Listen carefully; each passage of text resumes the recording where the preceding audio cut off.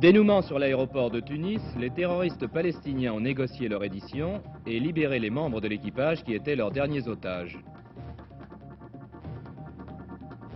41 jours de pluie en 2 mois à peine sur le Pas-de-Calais et encore des averses aujourd'hui. Les récoltes de betteraves et de pommes de terre sont gravement touchées.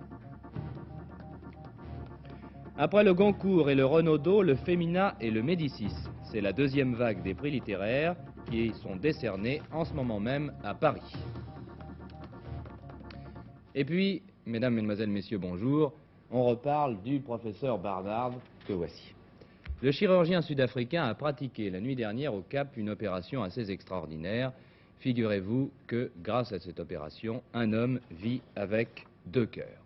7 ans après la première transplantation cardiaque, le professeur Barnard a greffé un 2e cœur à un malade sans lui enlever son cœur d'origine. Ce malade, je viens de l'apprendre, est un homme de 58 ans et le cœur qui lui a été greffé a été prélevé sur une fillette de 10 ans victime d'un accident de la route. D'après le porte-parole de l'hôpital Grotchour du Cap, il s'agissait d'améliorer la circulation sanguine du patient.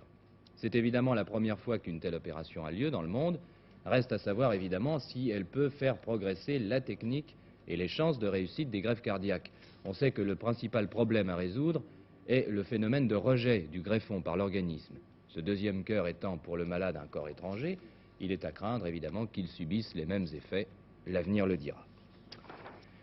Soulagement à Tunis, je vous l'ai annoncé en titre, les membres de l'équipage du VC-10 de la British Airways, détourné par des Palestiniens, sont sains et saufs. Après une nouvelle nuit d'attente, les terroristes ont accepté, sous certaines conditions, de se rendre et de libérer leurs derniers otages.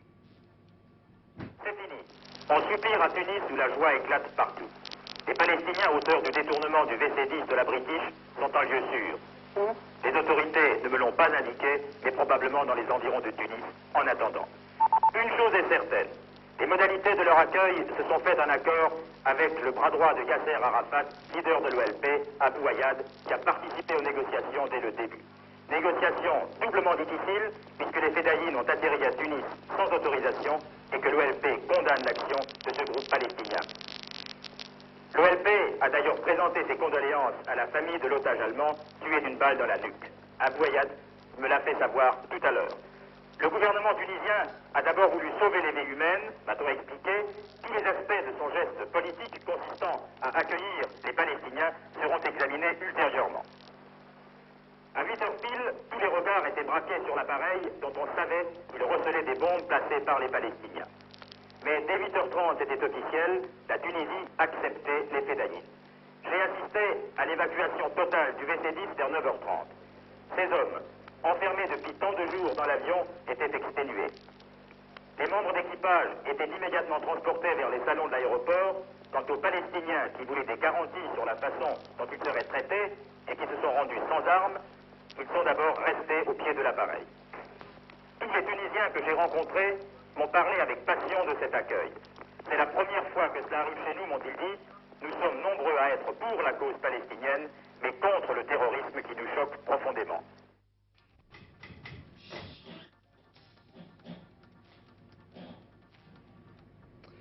Oui, j'ai appris juste avant le début de ce journal, et c'est en complément à ce que disait notre envoyé spécial Robert Werner, que les ministres tunisiens et l'envoyé spécial de Yasser Arafat, qui ont négocié avec les terroristes, ont signé, ont donc posé, si vous voulez, par écrit, les conditions de leur reddition, et l'ont signé. C'est donc un contrat écrit en bonne et due forme, sur lequel le secret est gardé pour l'instant, précisent les autorités tunisiennes. Les Français n'ont pas le moral. C'est ce qui ressort du sondage mensuel de la Sofres que publie aujourd'hui le Figaro. Jamais il n'y avait eu autant de pessimistes. 77% des personnes consultées pensent que la situation générale du pays va empirer. Circonstance aggravante, c'est parmi les jeunes de 18 à 24 ans que se trouve le plus grand nombre d'inquiets. La crainte du chômage en est probablement la cause. Ce sondage va certainement inciter le président de la République à faire le maximum demain soir à la télévision pour tenter de rassurer l'opinion. Signe encourageant tout de même, en ce début de semaine, le ciel social continue de s'éclaircir lentement. Le travail a repris ce matin aux imprimeries de la néogravure. Paris Match, Elle et Télé 7 jours, entre autres hebdomadaires, vont pouvoir reparaître normalement cette semaine. Au PTT, en dépit de la fermeté des grévistes dans les centres de tri, le mouvement continue de s'effriter. Dans l'industrie automobile, ça ne s'arrange pas. La direction de Citroën doit présenter cet après-midi au comité d'entreprise un plan de licenciement dont on ne connaît pas encore l'ampleur. Relativement discret par rapport aux mouvements sociaux de ces dernières semaines, les cadres ont montré ce matin le bout de l'oreille. Le président de leur confédération, M. Malter, a présenté dans une conférence de presse une étude sur la hiérarchie des salaires. Vous savez que le Premier ministre a écrit récemment à toutes les organisations syndicales et professionnelles, et aux cadres, M. Chirac a demandé d'être compréhensif et d'accepter que les plus défavorisés des travailleurs soient augmentés avant eux. M. Malter a dit à Delgado ce qu'il en pensait. Si nous ne nions pas qu'il puisse y avoir des inégalités injustifiées actuellement dans la société française, pour reprendre les propres expressions de celui qui est maintenant le président de la République, ce n'est pas chez les cadres qu'on les trouve.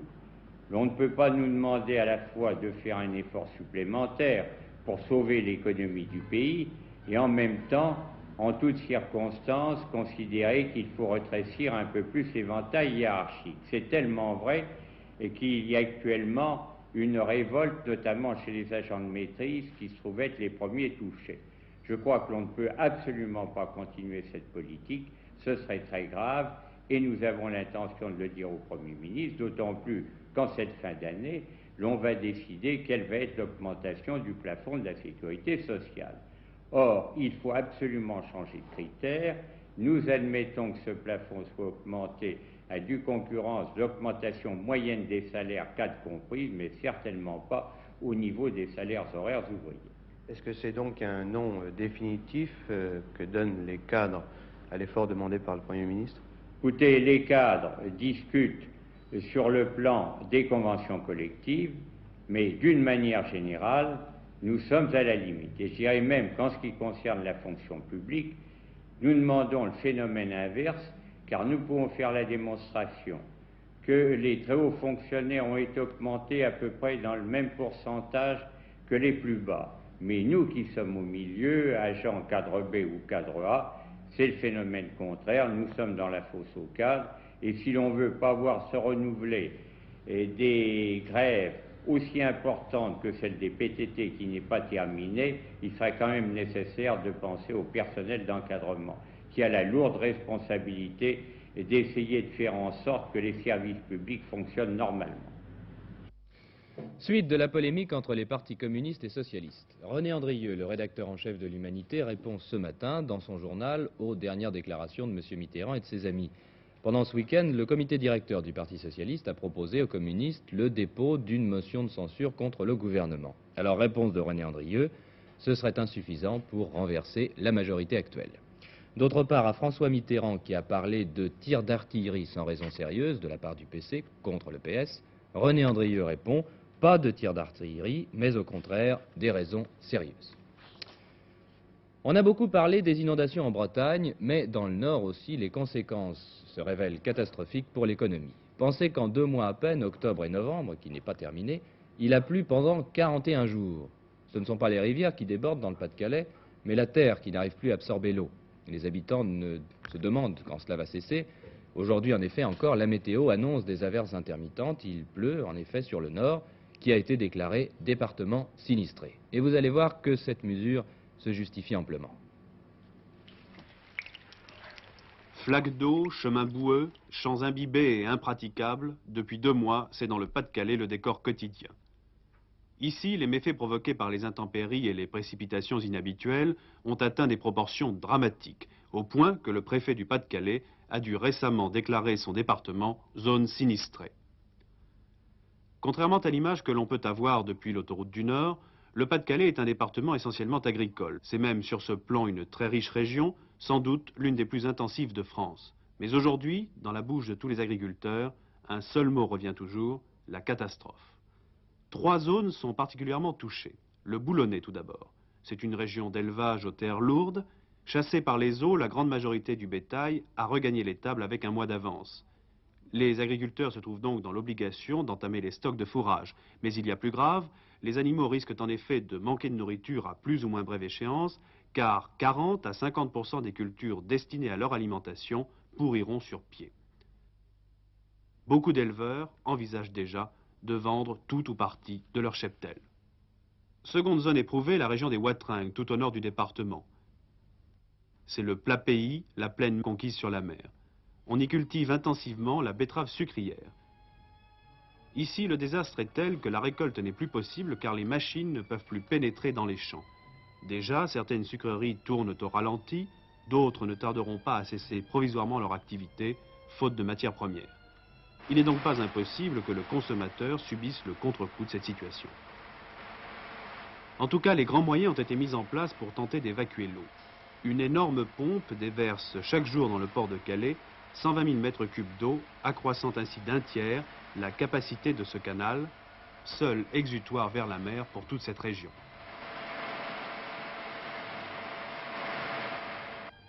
Troisième région enfin, le bas pays de Béthune et la vallée de la Lys. C'est ici que se cultive, entre autres légumes, le cru de pommes de terre le plus important de la région. En ce qui concerne la pomme de terre, nous considérons qu'il reste encore environ 40% à arracher. Ces 40%, nous espérons encore en sauver quelques hectares. Mais si demain nous avons un coup de gel, alors là tout est supprimé, on n'en parle plus et tout est perdu. Donc ce sera une perte qui peut être évaluée pour le département à 4 milliards peut-être. D'autant plus que ceux qu'on a pu déjà sauver, nous craignons beaucoup pour la conservation. Oui, là vous avez deux exemples à nous montrer. Ben oui, vous voyez une pomme de terre qui a resté un certain temps dans l'eau. Elle devient tendre, laiteuse et elle sent mauvais.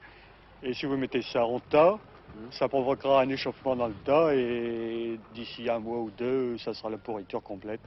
Pour le haricot, le lingot du Nord de la vallée de la Lys, la situation est catastrophique. Le haricot, il faut compter qu'il subit de 80 à 100% de dégâts. Oui. Les agriculteurs s'en trouvent très découragés, étant donné qu'ils ont passé un temps énorme manuellement et qu'ils voient aujourd'hui en retirer, disons, presque rien. Alors qu'est-ce qu'ils retirent? Qu'est-ce qu'ils retirent? Dans les lots les meilleurs, il y aura peut-être 30 à 40% de marchandises récupérables, mais qui demandera un triage très important qui ne sera même pas suffisant pour payer ce travail. Pour l'heure, les agriculteurs du Pas-de-Calais font leur compte. La récolte de 74 est en grande partie perdue, mais une lourde hypothèque pèse sur celle de l'année prochaine, car bien des semis n'ont pu être effectués. Mais est-il vrai que l'agriculture moderne résiste plus mal qu'autrefois à ce genre de sinistre? L'agriculture ne peut plus se replier sur elle-même. Il y a quelques dizaines d'années avant sa mécanisation, l'agriculteur pouvait faire le gros dos, comme on disait. Il avait une réserve et il supportait beaucoup moins difficilement qu'aujourd'hui les conséquences dramatiques d'une situation comme celle que nous connaissons. Nous sommes devenus vulnérables parce que nous sommes, nous, maintenant aussi intégrés dans l'économie.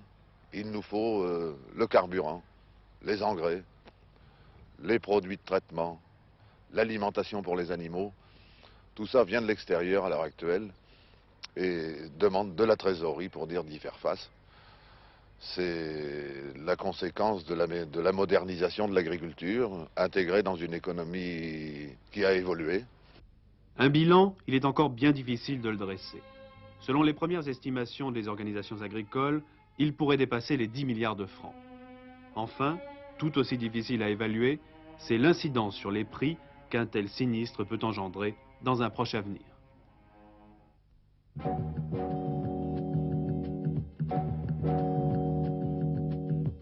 Un grand succès même, on n'espérait pas d'aussi bons résultats de cette première rencontre entre Gerald Ford et Léonid Brejnev.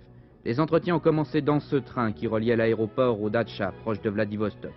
Et aussitôt, les deux hommes se sont très bien entendus. Ils ont eu le sentiment qu'ils pouvaient aboutir à un véritable accord. Alors, bousculant les horaires, remplaçant le banquet prévu par des sandwichs, ils ont poursuivi leur discussion très avant dans la nuit de samedi. Résultat, un grand coup de frein dans la course aux armements.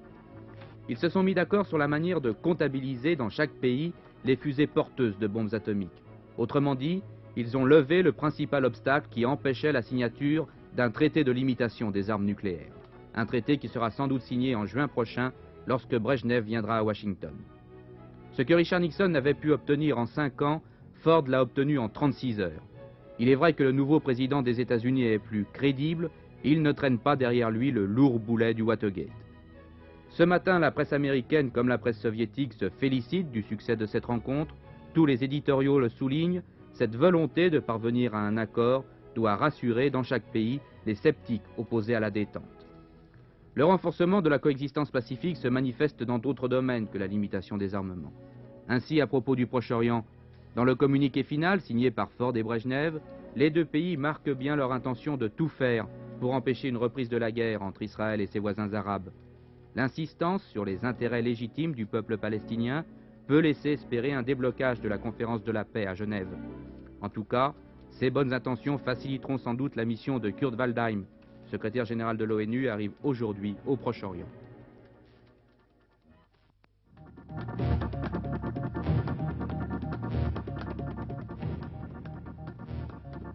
Waldheim au Proche-Orient, le secrétaire général des Nations Unies négociera dès cet après-midi à Damas la prolongation du mandat des casques bleus sur le Golan, un mandat qui expire le 30 novembre et que les Syriens n'ont toujours pas accepté de renouveler. Après le sommet Ford-Brejnev et l'accord des deux grands sur le Proche-Orient, ce pourrait être chose faite aujourd'hui. Kissinger est à Pékin depuis ce matin. Il ne s'y était pas rendu depuis un an. Son but, relancer l'amitié sino-américaine après le départ de son principal artisan, Richard Nixon. Le secrétaire d'État américain réaffirmera que les changements d'administration aux États-Unis ne doivent en rien influencer les relations entre Washington et Pékin. Les Chinois lui répondront que la normalisation entre les deux pays ne sera jamais totale tant que les États-Unis reconnaîtront Formose. La police britannique réagit vivement aux offensives terroristes de l'IRA. 6 personnes ont été arrêtées hier. Scotland Yard est convaincu qu'elles sont bien responsables des derniers attentats de Birmingham. Parallèlement, le gouvernement prépare un train de loi antiterroriste que Roy Jenkins proposera aux communes aujourd'hui même. Dernière minute, un accord à Bruxelles entre ministres des Affaires étrangères de la Communauté européenne pour lutter ensemble contre l'inflation et le chômage. Cela mérite un petit rappel. Il y a environ une semaine, la Commission de Bruxelles avait soumis au ministre des Affaires étrangères un plan de lutte contre l'inflation et le chômage. Il a donc été adopté ce matin et bien entendu, nous connaîtrons ce soir dans notre édition de 19h45 avec notre envoyé spécial le contenu de ce plan de lutte contre l'inflation et le chômage à l'échelle européenne. Bienvenue au monde de l'éducation qui est derrière moi, le voici. C'est un nouveau confrère dont nous saluons la première sortie aujourd'hui. En réalité, il s'agit en quelque sorte d'un petit frère du quotidien Le Monde, un supplément mensuel consacré à l'enseignement sous toutes ses formes. Une semaine après le Goncourt et le Renaudot, c'était ce matin la deuxième fournée, disons, des prix littéraires. On a décerné le Femina et le Médicis au Cercle Interallié à Paris, et je crois que l'un de ces deux prix, mais je ne sais pas lequel, vient d'être décerné d'ailleurs. 14 a été attribué au roman Porporino ou les mystères de Naples par Dominique Fernandez au premier tour de scrutin, par 6 voix contre 2 à Codex par Maurice Roche, 1 à Les prisons par Jean Roudot, 1 à Le détail révélateur par Diane de Margerie et 1 à Romans et autres nouvelles par Ariel Denis.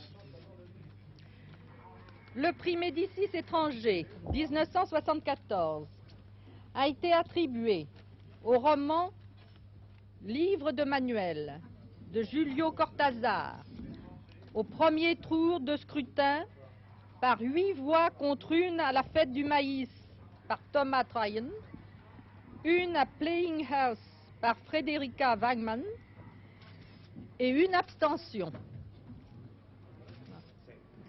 Et dans 10 secondes, c'est le temps qu'il faut pour rejoindre le Femina, enfin les dames du Femina. Nous allons connaître le lauréat de ce prix Femina. Alors, je vous demande avec moi quelques secondes de patience.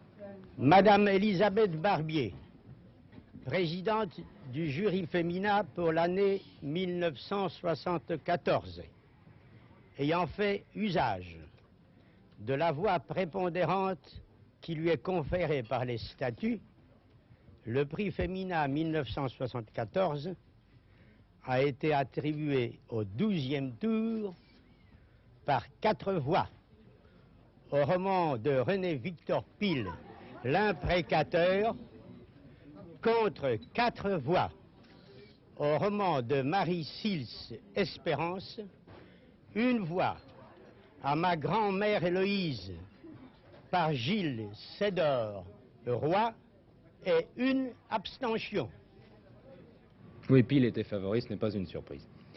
Le compositeur et chef d'orchestre Raymond Legrand est mort ce matin, il avait 66 ans. Raymond Legrand avait accompagné au piano Édith Piaf et Maurice Chevalier, il avait composé les musiques des films Topaz et Manon des Sources, entre autres. Raymond Legrand était le père de Michel Legrand, compositeur très connu lui aussi.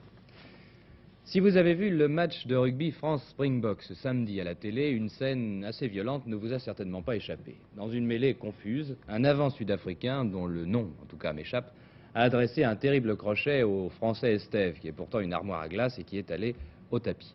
Cela ne veut pas dire, bien sûr, que les Springboks sont des brutes et les Français des agneaux, mais cet incident a montré, une fois de plus, les mauvaises habitudes de jouer dur, comme l'on dit au rugby. Les vilains gestes sont cependant rares en matchs internationaux, mais fréquents, en revanche, dans le championnat de France. Et c'est l'enquête de Georges Dominique. Coup de poing, coup de pied, gifle, dans le jargon du rugby, on parle aussi de bouffe, de marron, de cravate. Un seul de ces mauvais gestes suffit parfois à mettre le feu aux poudres. Le résultat, un spectacle déplorable de ce genre. Fort heureusement, de tels incidents sont rares. Néanmoins, depuis quelques années, on constate une recrudescence du jeu déloyal. Cela en dépit des sanctions de plus en plus sévères appliquées par la Fédération française de rugby. Pourquoi le jeu dur? Qu'en est-il exactement? Joueurs, entraîneurs et dirigeants répondent. Les joueurs de rugby deviennent de plus en plus des athlètes et sur le terrain de rugby, ça va de plus en plus vite. Donc les contacts font de plus en plus mal et certains joueurs se vexent et ils se laissent aller à ces gestes qui sont interdits sur un terrain de rugby et qui sont vraiment navrants car je crois que le rugby est un jeu avant tout. On rentre sur un terrain pour s'amuser, pour se libérer et il ne faudrait pas que ça devienne un jeu trop brutal. On n'a plus le droit de perdre un match à domicile, sinon c'est la catastrophe. On n'est plus qualifié en 16e, l'argent ne rentre plus. À partir de là, plus de spectateurs, on se retrouve vite en deuxième division. Et il faut gagner à tout prix. Alors les consignes de certains entraîneurs, peut-être pas tous, enfin les consignes sont de bonne guerre, comme je disais. Il faut à tout prix gagner. Et si on peut éliminer quelqu'un, ma foi, on a un avantage. Oui, alors éliminer un adversaire, cela veut dire avoir la supériorité, mais cette supériorité, on peut aussi l'avoir en jouant. Oui, c'est certain. Et c'est ce que nous, par exemple, nous recherchons ici, puisque nous avons quand même un idéal de jeu qui est l'attaque, qu'on aime bien et qu'on espère conserver. Et je pense qu'on est beaucoup plus content lorsqu'on décale un ailier que lorsqu'on met un marron ou une cravate. L'enjeu est trop grand, voilà, c'est le championnat qui le veut et l'enjeu est très grand et on veut gagner à tout prix. Alors on laisse des fois même le rugby, on délaisse le jeu, le rugby quoi, pour gagner. On fait le maximum pour gagner quoi. Alors, on ne joue pas plus dur, on ne joue pas d'une façon beaucoup plus dure, beaucoup plus brutale qu'autrefois. Ce n'est pas vrai, enfin, du moins je ne le pense pas.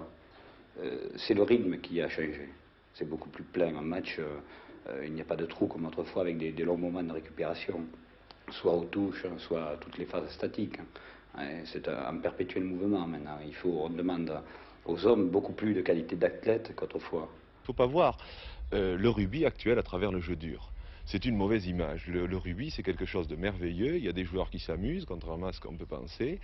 Il y a des joueurs surtout qui désirent s'amuser, et ils sont en majorité. Il y a des clubs qui ne pratiquent pas le jeu dur, et je pense que si on se sensibilise sur le problème du jeu dur, c'est justement pour permettre à ces clubs-là de pouvoir s'exprimer davantage et de donner au rugby sa véritable image. C'est l'esprit du français, c'est-à-dire toujours contourner la règle.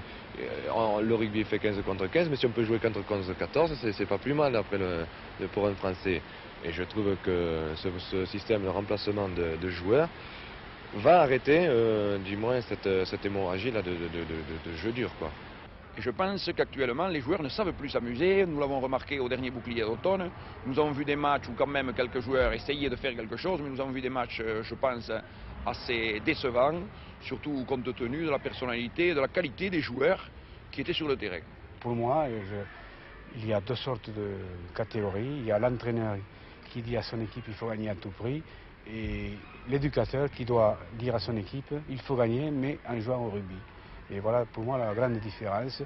Je ne veux pas dire que tous les entraîneurs soient mis dans le même sac, mais j'en connais qui sont de cette catégorie-là. Bon, alors il y a le jeu, et puis l'enjeu. Et l'enjeu. Alors il faut le faire la différence. Il faut faire la Vous différence. la faites? Pas toujours, il faut bien l'avouer, pas toujours. Non. Parce que l'enjeu est primordial. Votre réaction lorsque sur un terrain, l'équipe adverse joue dur? Eh bien, automatiquement, on se met au diapason et on joue dur aussi. C'est un engrenage. C'est un engrenage, oui. Vous ne pouvez pas trouver de solution? Joueurs, entraîneurs ne sont pas les seuls responsables du jeu dur. Il ne faut pas oublier en effet le comportement parfois inadmissible du public et le chauvinisme excessif de certains spectateurs. Le problème de la protection des arbitres préoccupe également la fédération. La saison dernière, elle a radié à vie 2 fois plus de joueurs pour agression d'arbitres. Le remède contre le jeu dur, c'est d'abord la sévérité des sanctions. Il y a tellement de mises en garde que l'épée de Damoclès est pendue sur la tête de tous les joueurs, de tous les dirigeants. Ils savent ce qu'ils risquent maintenant et tous se méfient. Il y a la peur du gendarme qui joue énormément. Quand on parle de politique contre le jeu dur, que poursuit d'ailleurs activement la Fédération française de rugby, immédiatement on voit les arbitres, on attend tout des arbitres et de la commission de discipline. Je pense que c'est un faux problème. Je crois qu'il faut d'abord il faudrait arriver à créer une prise de conscience globale de tout le monde du rugby sur le jeu dur. Il faudrait que la politique contre le jeu dur se pratique au sein même des clubs. Je pense qu'il ne faut pas enlever au rugby son agressivité. Laisser les garçons, mais les faire jouer pendant 80 minutes à fond, les sanctionner, même à l'intérieur du club, s'ils commettent des actes répréhensibles. Et je pense qu'on pourra arriver à assainir le rugby, qui je pense n'est quand même pas si bas qu'on le dit. D'une façon générale, les Britanniques ont des joueurs qui restent davantage maîtres d'eux-mêmes. Le jeu est des fois très viril, mais il reste dans le domaine de la virilité. Il y a des choses qui se voient rarement en Grande-Bretagne, ou même presque pas du tout. C'est des coups de pied à des joueurs à terre, alors que le ballon est à 20 mètres de là où se déroule cet événement. Il y a des gestes qui sont inadmissibles dans le rugby. Par exemple, donner un coup de pied à un joueur, quand le joueur est à terre ou même dans une bagarre, c'est inadmissible. Il faudrait dire une fois pour toutes que si ça se produit, les joueurs doivent être exclus. Exclus, mais pas exclus pour un match, 2 matchs. Ils doivent être suspendus pour une saison et même éventuellement radiés à vie. Parce que finalement, dans les équipes qui ont la réputation de pratiquer le jeu dur, il y a combien de joueurs qui pratiquent ce jeu-là? Il y en a 2, il y en a 3, il n'y en a pas davantage. Et les autres aimeraient jouer au ballon. Je pense que c'est les présidents qui doivent tenir leurs joueurs. Et non seulement leurs joueurs, mais leurs supporters. Au niveau de l'équipe de France, nous arrivons à le faire. Je ne vois pas pourquoi on n'arrive pas à le faire au niveau club. À l'heure actuelle, il s'avère que les sanctions ne sont pas suffisantes. Absolument pas, puisque nous avons, disons, à peu près tous les ans, le même nombre de garçons qui se conduisent mal sur un terrain. Mais par contre, sur le plan international, nous avons rarement des incidents. Depuis 10 ans, on peut dire qu'on n'en a jamais eu. Tant aussi bien au niveau des équipes de A que des équipes B, que des équipes militaires. Encore le match que nous avons vu contre l'armée russe, notamment à Toulouse et à Paris, a été parfait de ce côté-là. Le rugby compte environ 140 000 pratiquants, près de 4 000 matchs sont disputés chaque année. Bilan du jeu dur la saison dernière, un peu plus de 1000 sanctions, dont 40 radiations à vie. Le jeu dur est donc essentiellement le fait d'une minorité de joueurs, une minorité qui, malheureusement, ternit le prestige de ce sport, merveilleux spectacle lorsqu'il est bien joué, c'est-à-dire loyalement.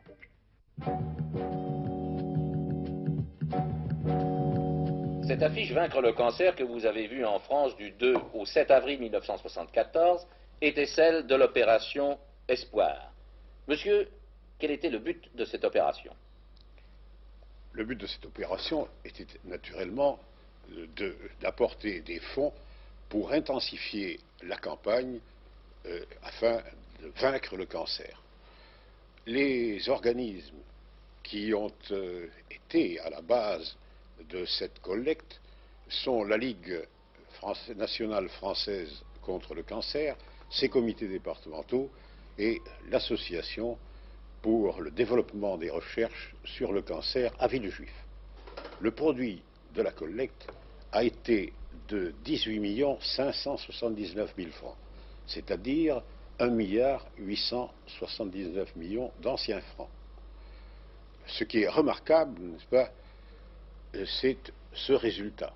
Ce résultat obtenu grâce au concours de tous, et il fait honneur à l'esprit de solidarité des Français. Louis Vell, vous avez animé cette campagne. Comment ces millions ont-ils été recueillis? Eh bien, il y a eu 12 650 000 francs qui ont été recueillis dans les mairies, vous savez, les bureaux de poste, les établissements bancaires, ou bien par des dons directs. Et il y a 5 930 000 francs, nouveaux bien entendu, qui ont été recueillis, partis par les pharmaciens, partis pour les boulangers. En gros, où va l'argent? Il y a 4 500 000 francs pour l'association de villes juives, pour ses instituts de recherche. Il y a 2 500 000 francs pour les centres de recherche de la région parisienne. Il y a 5 500 000 francs pour les centres de recherche de nos provinces. Et il y a 6 500 000 francs pour les comités départementaux de la Ligue contre le cancer. Là-dessus, il y a 60% qui seront consacrés à l'aide sociale. Qu'entendez-vous par l'aide sociale en la matière? L'aide sociale peut revêtir différentes formes. Prenons le cas, par exemple, de quelqu'un qui, à cause du cancer, est obligé d'interrompre son activité. Eh bien, dans ce cas-là, les comités départementaux amènent un complément, si vous voulez, pour soutenir la famille. Ou bien alors, prenons le cas, par exemple, de quelqu'un qui doit recevoir des soins à domicile. Je prends l'exemple de, je ne sais pas, quelqu'un à qui on doit faire des piqûres, n'est-ce pas? Eh bien, à ce moment-là, l'infirmière reçoit du comité départemental une somme qui correspond à son déplacement.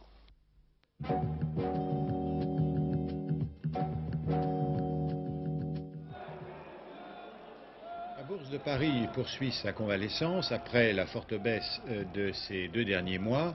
Eh bien, il y a déjà une reprise de 8 à 9% sur ses plus bas, mais bien entendu, il y a encore un écart important à combler, puisque depuis le début de l'année, la baisse sur les actions est de 30% et sur les sociétés étrangères cotées à la Bourse de Paris, cette baisse est encore de 25%. Les actions aujourd'hui se maintiennent. Vous savez que la séance de vendredi avait été assez brillante. Bien sûr, il y a encore des points noirs, notamment Michelin qui baisse assez sensiblement. Mais là, il s'agit bien sûr des licenciements qui sont attendus chez Citroën. Et d'une façon générale, dans toutes les usines, que ce soit aux États-Unis, en Allemagne, en France, aux États-Unis ou en Grande-Bretagne, en Italie, eh bien, il y a des fermetures partielles d'usines dans l'automobile pour le mois de décembre. Selon les professionnels, la grève des postiers serait responsable pour 5% de la chute des commandes. Et pour novembre, on s'attend à ce que cette baisse des ventes par rapport au même mois en 1973 soit de l'ordre de 33%, ce qui marque tout de même un fléchissement d'activité très sensible. La reprise de la bourse, bien sûr, s'appuie aussi sur la détente sur les taux d'intérêt.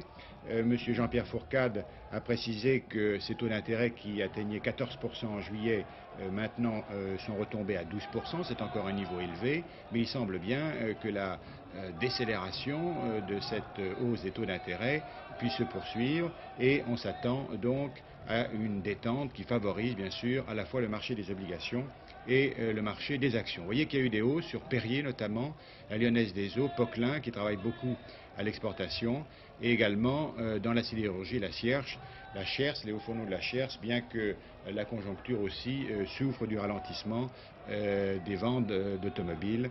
La sidérurgie est en effet un fournisseur relativement important de tôle pour l'automobile.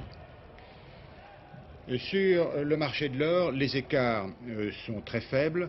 Le lingot, aujourd'hui, perd 100 francs à 27 690, alors que la pièce de 20 francs est échangée à 295. Il se confirme que l'Afrique du Sud a réduit de 10% sa production. C'est peut-être une manière, comme les États arabes, de soutenir, bien entendu, la hausse des prix de l'or. Et l'Afrique du Sud également vend des pièces d'or, maintenant le Kruger Rand, qui représente très exactement le poids d'une once d'or, c'est-à-dire 31 grammes 10.